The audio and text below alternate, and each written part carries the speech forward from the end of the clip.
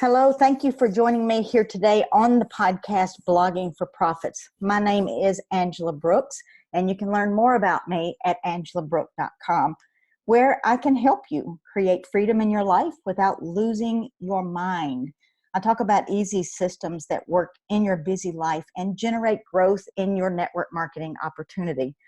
Because leveling up in network marketing is hard, and you have to have the tools and the simple tips that nobody really talks about, because you can do this too. So I'm going to show you how to find those quality leads without pulling your hair out and spending countless hours online. So if you're listening to this podcast today, subscribe to the podcast so you can stay updated on the next one that comes out. And you can become a sponsored guest on our next podcast by leaving a review. Today, I want to talk about a hot topic that has been in every subject that I've had this week. And at some point, there has to become no excuses. You either want to do this business thing and do everything that it takes and go all in to make it happen, or you simply don't. There's no in-between bar. There's not a little bit toe drop in. You're either in or you're not. And it's okay. Either way, it doesn't make any difference. You know, most people dream of having that perfect life. And, I hate to discourage people, but there is no perfect life. There is the one that we live in our present, what we choose to focus on, what we choose to grow into. But what stops people from having their own perfect life? Some people want the bigger, better, more. That's not something my husband and I want. We want to live in a debt-free world. We want to travel when we want to. I don't want to ask my checkbook permission to do a damn thing. And so that is my focus, is so that we can do whatever pops up. If we want to go travel, if we want to chase our boys around the globe, wherever they are in their life. But some people just, they don't know. They don't know what their focus is. And so they focus on the work, the family issues, the financial pressures, the hectic pace of living that they're into. And, we can all change our pace of living at any time. It is a decision that's sometimes hard to hear, because you're like, oh, you don't know my life. You don't know what's going on in it is a decision. We make decisions every second of our awakening day. And it's just a decision that we make. Do we want to do this? Do we want to go all in? Am I just a customer? Do I only want to complain because I have bills? Hello, we've got bills. We make really good money and we still have bills. But there's an end to that tunnel, because we're doing things that we've never been able to do before. So, we've remodeled the house. If you followed me at all, we've done a lot of remodeling this year, which is pretty cool and stressful at the same time. But anyway, a lot of people have just completely forgotten what it's like to passionately pursue something they want to do. It's always, and you may have to excuse me, I've had this cough all week, so I'm trying not to cough all over my podcast. It may happen. But a lot of people have forgotten what they're passionate about, or even if they're passionate about anything. I had somebody ask me last night at my son's soccer field, they just asked, you do a lot of traveling. And I said, I love it. I mean, I absolutely love it. I love the people that I meet. I love what I get to do. I love the learning part of it. I have met some of the most extraordinary people that have nothing to do with my business, that are in the same industry, and we have become friends and we bounce things off of each other. And, those things to me are priceless, and you can't get out of your own way if you stay in your lane that you're in right now, because you can't think different until you do different. And that used to not make sense to me, but it is so real to me now, that when I step out of my own way and go to an event, or I reach in my, let me tell you, when I got started in this business, we didn't have money laying around extra. Everything had to be saved and planned for if I was going to do an event. But I knew I knew that if I got to that event, that I was going to learn something that I could put into action. And that's the key word, is the action part. Um, excuse me. excuse me. But I knew that if I didn't get in front of different people, I couldn't learn anything new from the people that I was around, because they were doing the same thing that they'd always been doing. So my crowd of people, my friends, my connections, my things I did on weekends started changing, and so did I. And people started noticing before I noticed, and that's okay. You will lose friends in this business, not on purpose, but your communication is going to change. Your things you want to do will change. How you speak will change if you're doing any kind of personal development whatsoever. But people have forgotten what they're passionate about. They no longer pursue what they want to do, because the kids, the husband, the cook supper, the wash the clothes, all that stuff will love you more when they see that you're happy and content, and that you're doing something that fills you up. And it is selfish, but if you're not full as a person, then you're not going to be able to serve others as well as you could. That's something you have to think about on your own, because it took me a while to get that. So, people, they've just lost the meaning in their life. And it happens really, really quick. We all have been in the work industry. I worked at a psychiatric hospital for 25 and a half years. And yes, I do always say the half. But that was something that I was in a routine. I could drive there and back and really not even remember driving my car, because I did it for so many years.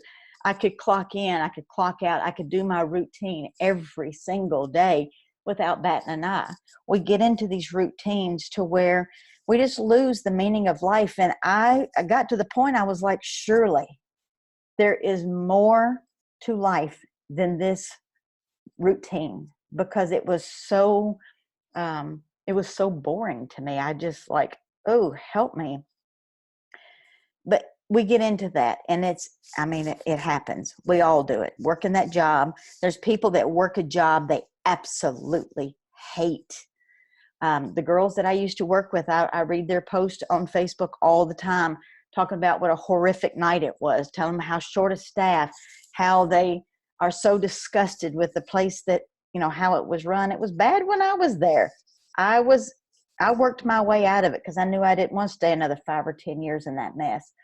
But they continue to stay there because their thinking has not changed from 5 years ago when I left the facility. They're saying the same things. They're talking the same things. They're doing the exact same routine. It's almost robotic. And when you hang around people who are unhappy and they're griping and bitching about the day, you're going to find that your conversation is going to start mimicking theirs.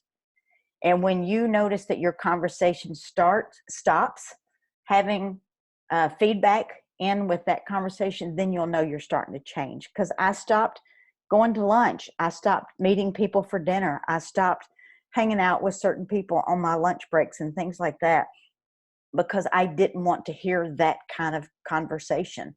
And if you don't break the cycle, you're going to have the same gripes and complaints as they do. Love those girls. Wish they could see my way of viewing the world now compared to what it used to, because I was right in there with that conversation before. So I was no different.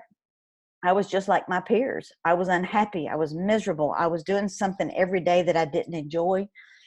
And then I found my network marketing company, and I started investing in me and finding time for things that changed my way of thinking, changed the way we live, changed the people that we know. I've got friends literally from one side of the United States to the other, up in Canada, up in Aruba. If I go to any of these places, I know that I could holler and say, hey, let's go have lunch. And we would meet somebody.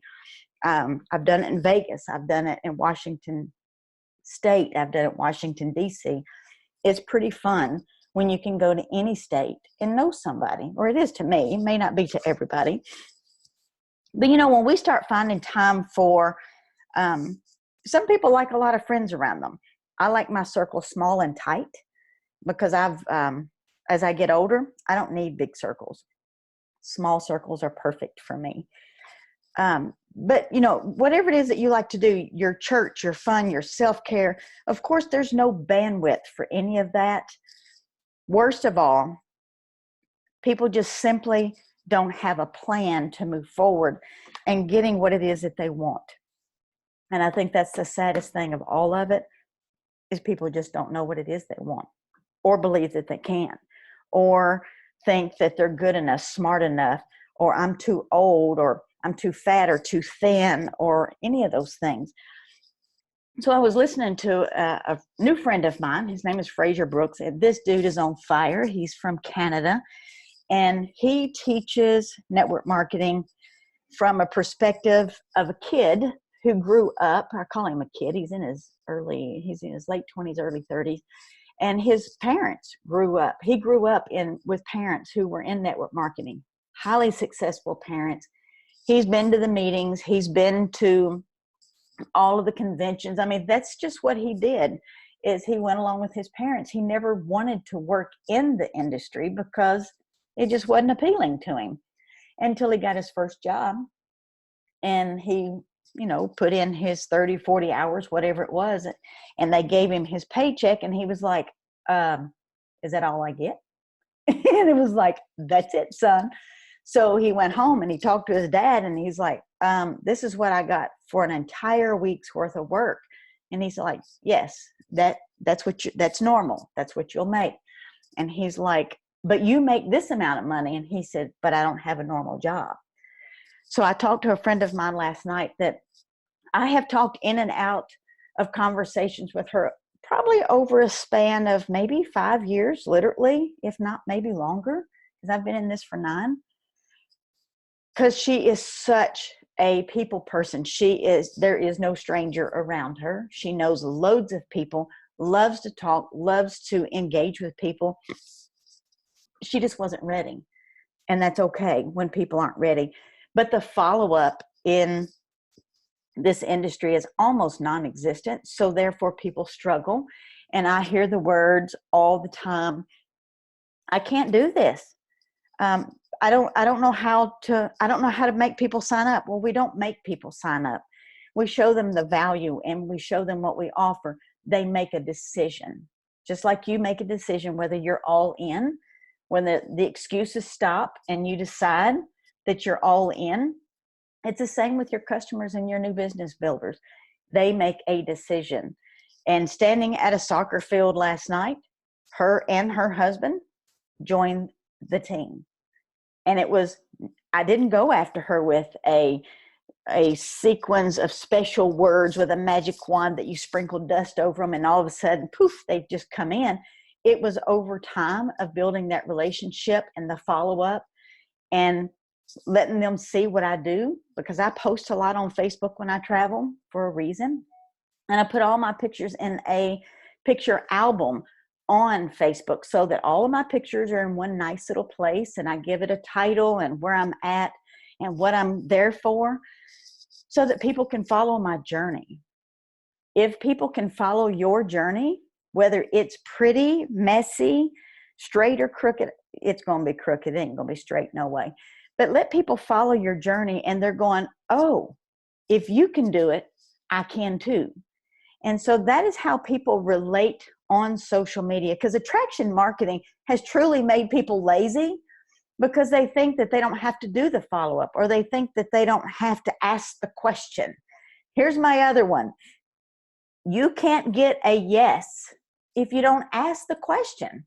And most people do not ask the simple question of, are you open? Would you be open to take a look at my presentation? Would you be open to trying my product for 30 days? Would you be open to sit down and let's have a conversation? They don't ask. They're afraid of the rejection. You're going to be rejected in this business. And I think that's what scares a lot of people, is the follow-up. So they use attraction marketing, which I'm all in for, because that's what my blog, the podcast, the posts that I do on social media, Facebook, LinkedIn, those are attraction marketing posts to get people's attention and to get their eyes looking my direction. But when people raise their hand, I also have to follow up. I've got to ask the question, are you open? And if people aren't open, then seriously, there's nothing that you can do at that time. That's where you come back later and say, hey, how can I help you? Are you open right now? Here's another key word. If you're asking somebody whether they're open or not, and they say no, it's okay. And say, hey, I know you're not open right now. That is like a serious power word. Is, I know you're not open right now. Do you mind if I keep you in the loop and follow up later? I've never had anybody tell me, no, you cannot follow up with me. But I've had people say, sure. And I'll say, hey, what is your best email address? Let me put that in my email follow-up, or I'll put it in your whatever Rolodex that you use. I prefer an email list. That's a whole nother podcast. But when you follow up with people, just realize that people are busy as you are. They are not looking for the magic pill. They're not looking for the magic moment. They're going to be ready when they make that decision. So that's something that you have to do as well, is just make that decision and understand that we are to connect. We're to meet people, connect, offer the presentation. Yes or no, whatever it is, we still have to follow up. And that is something that people miss in this industry, probably bigger than anything.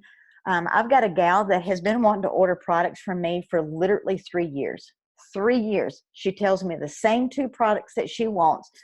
I go in and I get an order set up, and I said, I'll drop ship it to you, so it, we don't have to chase you down here locally.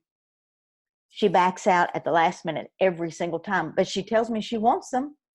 And so the other day when she did the same thing, I said, hey, when you're ready, I'm ready. You just let me know when you want to get the products, and I'll get them out to you.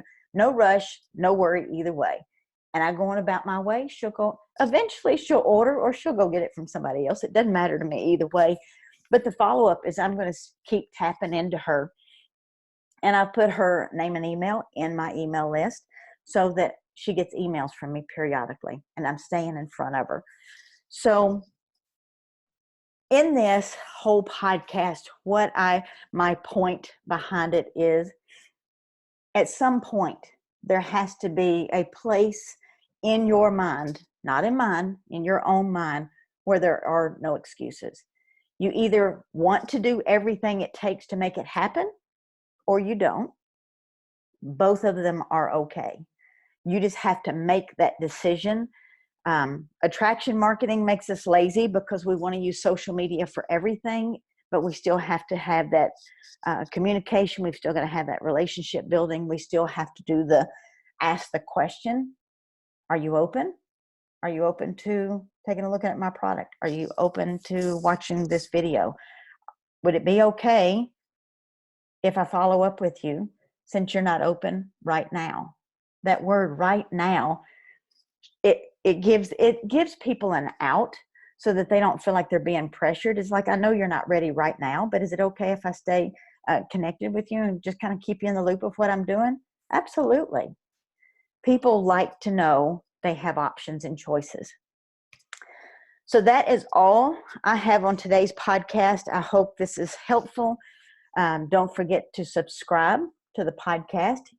And if you leave a message, you can leave a review that you could be our next guest review on the podcast. I would like to start doing that for people who are kind enough to leave those comments.